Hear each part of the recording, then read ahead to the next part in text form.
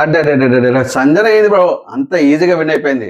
అంటే అంత ఈజీగా విన్ అయిందంటే అది ఒక రీజన్ కాదు. బట్ ఏందంటే న్యాయం గెలుస్తుంది అన్నట్టు నాకు అనిపించింది. ఎందుకంటే ఆమె జస్ట్ ఒక చిన్న ఫన్ చేసింది, చిన్న దొంగతనం చేసింది. ఆల్రెడీ దొంగతనం వేరే వాళ్ళు కూడా చేస్తున్నారు. బట్ ఈమె దాని మటుకు చాలా హైలైట్ చేసిండ్రు. ఈమె ఎవరికి నచ్చలేదు.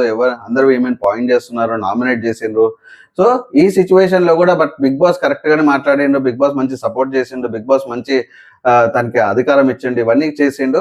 అండ్ ఇక్కడ కూడా అక్కడ అన్యాయం జరిగింది కాబట్టి ఇక్కడ న్యాయం జరిగింది. ఆమెకి ఈజీగా విన్ అయిపోయింది. ఎవరు ఆమెను ఫోకస్ చేయలేదు. ఇక్కడ విలన్ హీరో కొట్టుకొని కమెడియన్ చంపేసినట్టు ఇక్కడ కంప్లీట్ గా రివర్స్ అయిపోయింది. ఇక్కడ హీరో విలన్ కట్టుకొని ఇద్దరు చచ్చిపోయి కమెడియన్ విన్ చేసిండ్రు.